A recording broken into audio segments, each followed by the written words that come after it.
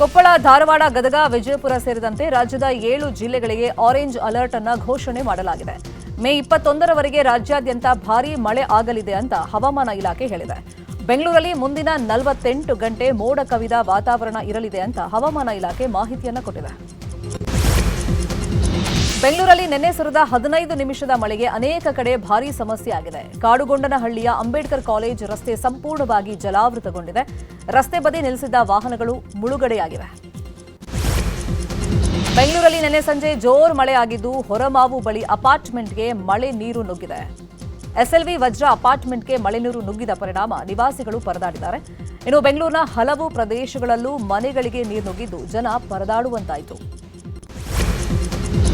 ರಾಜಾರಾಮ್ ಮೋಹನ್ ರಾಯ್ ರಸ್ತೆ ಬಳಿಯಲ್ಲಿ ಮಳೆ ಎಫೆಕ್ಟ್ನಿಂದಾಗಿ ರಸ್ತೆ ಸರಿಯಾಗಿ ಕಾಣದೆ ಡಿವೈಡರ್ಗೆ ಕಾರ್ ಡಿಕ್ಕಿಯಾಗಿದೆ. ಡಿಕ್ಕಿಯ ರಭಸಕ್ಕೆ ಕಾರು ಮುಂಭಾಗ ಜಖಂಗೊಂಡಿದ್ದು ಏರ್ ಬ್ಯಾಗ್ ಓಪನ್ ಆಗಿದೆ. ಅದೃಷ್ಟವಶಾತ್ ಯಾವುದೇ ಪ್ರಾಣಾಪಾಯ ಸಂಭವಿಸಿಲ್ಲ. ಹಾವೇರಿಯ ಸವಣೂರಿನ ಕಡಕೋಳ ಗ್ರಾಮದಲ್ಲಿ ಭಾರೀ ಮಳೆಗೆ ಬಾಳೆ ಬೆಳೆ ಹಾನಿಯಾಗಿದೆ. ಸುಮಾರು 10 ಎಕರೆ ಪ್ರದೇಶದಲ್ಲಿ ಬೆಳೆದಿದ್ದ ಬಾಳೆ ಬೆಳೆ ಹಾನಿಯಾಗಿದೆ. ಬಿರುಗಾಳಿ ಸಹಿತ ಮಳೆಗೆ ಬಾಳೆ ಗಿಡಗಳು ನೆಲಕಚ್ಚಿದ್ದು ರೈತರು ತಲೆ ಮೇಲೆ ಕೈ ಹೊತ್ತು ಕೂತಿದ್ದಾರೆ.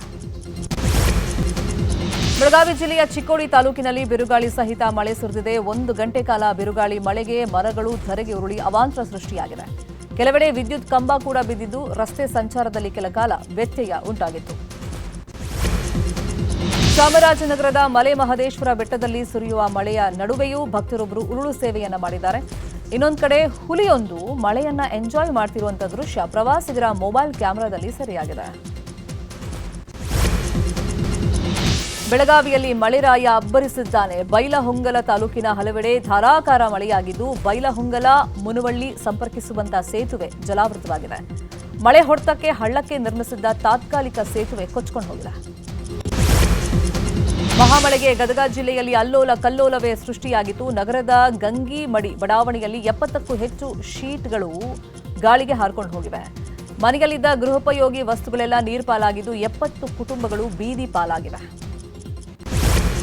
ಮತ್ತೆ ಪೆಟ್ರೋಲ್ ಡೀಸೆಲ್ ದರ ಏರಿಕೆ ಶಾಕ್ ಎದುರಾಗಿದೆ. ಪೆಟ್ರೋಲ್ ದರ ಪ್ರತಿ ಲೀಟರ್ಗೆ 95 ಪೈಸೆ ಏರಿಕೆಯಾಗಿದ್ದು ಡೀಸೆಲ್ ದರ ಪ್ರತಿ ಲೀಟರ್ಗೆ 94 ಪೈಸೆ ಏರಿಕೆಯಾಗಿದೆ. ಕಳೆದ ವಾರವಷ್ಟೇ ಪೆಟ್ರೋಲ್ ಡೀಸೆಲ್ ದರದಲ್ಲಿ 3 ರೂಪಾಯಿ ಏರಿಕೆಯಾಗಿತ್ತು. ರಾಜ್ಯ ಕಾಂಗ್ರೆಸ್ ಸರ್ಕಾರ ಅಸ್ತಿತ್ವಕ್ಕೆ ಬಂದು ನಾಳೆಗೆ 3 ವರ್ಷ ಹಿನ್ನೆಲೆಯಲ್ಲಿ ತುಮಕೂರಲ್ಲಿ ಇವತ್ತು ಸಾಧನಾ ಸಮಾವೇಶ ಆಯೋಜನೆ ಮಾಡಲಾಗಿದೆ. ಜೂನಿಯರ್ ಕಾಲೇಜ್ ಮೈದಾನದಲ್ಲಿ ಅದ್ದೂರಿ ಕಾರ್ಯಕ್ರಮದ ಮೂಲಕ ಶಕ್ತಿ ಪ್ರದರ್ಶನಕ್ಕೆ ಕಾಂಗ್ರೆಸ್ ಮುಂದಾಗಿದೆ. ಸಾರ್ಥಕ ಸೇವೆಗಳ ಸಮರ್ಪಣೆ ಹೆಸರಲ್ಲಿ ನಡೆಯುವಂತಹ ಸಾಧನಾ ಸಮಾವೇಶವನ್ನು ಸಿಎಂ ಸಿದ್ದರಾಮಯ್ಯ ಉದ್ಘಾಟನೆ ಮಾಡಲಿದ್ದಾರೆ. ಸಾಧನಾ ಸಮಾವೇಶ ಆಯೋಜಿಸಿರುವ ಸ್ಥಳಕ್ಕೆ ನಿನ್ನೆ ಸಂಜೆ ಗೃಹ ಸಚಿವ ಡಾಕ್ಟರ್ ಜಿ ಪರಮೇಶ್ವರ್ ಭೇಟಿ ಕೊಟ್ಟು ಕಾರ್ಯಕ್ರಮದ ಸಿದ್ಧತೆ ಪರಿಶೀಲನೆ ಮಾಡಿದ್ರು. ಸಾಧನಾ ಸಮಾವೇಶ ನಿರ್ವಿಘ್ನವಾಗಿ ಸಾಗಲಿ ಅಂತ ಪರಮೇಶ್ವರ್ ಗಣೇಶನ ಸ್ತೋತ್ರ ಪಠಿಸಿದರು.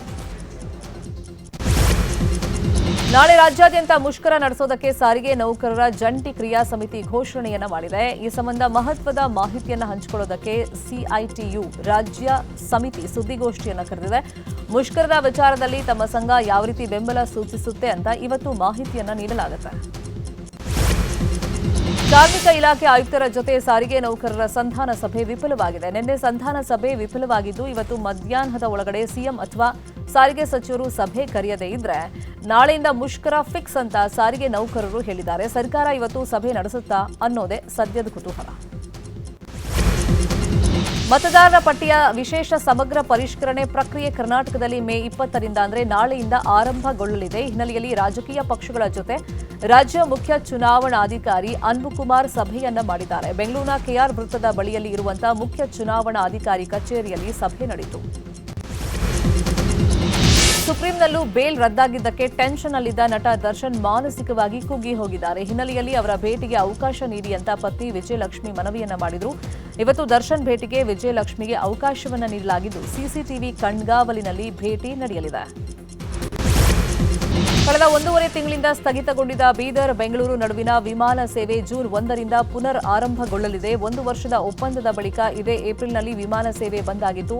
ಆದ್ರೀಗ ಪುನಃ ಜೂನ್ 1ರಿಂದ ಪುನರ್ ಆರಂಭ ಆಗ್ತಾ ಇದ್ದು ಪ್ರಯಾಣಿಕರಲ್ಲಿ ಸಂತಸವನ್ನ ಉಂಟು ಮಾಡಿದೆ. ನಿನ್ನೆ ರಾತ್ರಿ ಉತ್ತರಾಖಂಡ್ನ ಋಷಿಕೇಶ್ ರೈಲು ನಿಲ್ದಾಣದ ಬಳಿಯಲ್ಲಿ ರೈಲೊಂದು ಹಳಿ ತಪ್ಪಿದೆ. ಉಜ್ಜೈನ್ ಎಕ್ಸ್ಪ್ರೆಸ್ ರೈಲಿನ 3 ಬೋಗಿಗಳು ಹಳಿ ತಪ್ಪಿವೆ. ಅಪಘಾತದ ವೇಳೆ ರೈಲಲ್ಲಿ ಯಾವುದೇ ಪ್ರಯಾಣಿಕರು ಇರದ ಕಾರಣ ಭಾರೀ ಅವಘಡ ತಪ್ಪಿದೆ. ನಿನ್ನೆ ನಡೆದ ಐಪಿಎಲ್ ಮ್ಯಾಚ್ನಲ್ಲಿ ಸನ್ರೈಸರ್ಸ್ ಹೈದರಾಬಾದ್ ಗೆಲುವನ್ನು ಸಾಧಿಸಿದೆ. ಚೆನ್ನೈನಲ್ಲಿ ನಡೆದಂತಹ ಪಂದ್ಯದಲ್ಲಿ ಸಿಎಸ್ಕೆ ವಿರುದ್ಧ 5 ವಿಕೆಟ್ಗಳ ಗೆಲುವು ಸಾಧಿಸಿ ಪ್ಲೇ ಆಫ್ಗೆ ಎಂಟ್ರಿಯನ್ನು ಪಡೆಯಿತು. ಇವತ್ತು ರಾಜಸ್ಥಾನ್ ರಾಯಲ್ಸ್ ಹಾಗೂ ಲಖನೌ ತಂಡ ಮುಖಾಮುಖಿ ಆಗಲಿದ್ದು ಇವತ್ತಿನ ಪಂದ್ಯ ಆರ್ಆರ್ ಗೆದ್ರೆ ಪ್ಲೇ ಆಫ್ ಹಾದಿ ಇನ್ನೂ ಸುಗಮವಾಗಲಿದೆ.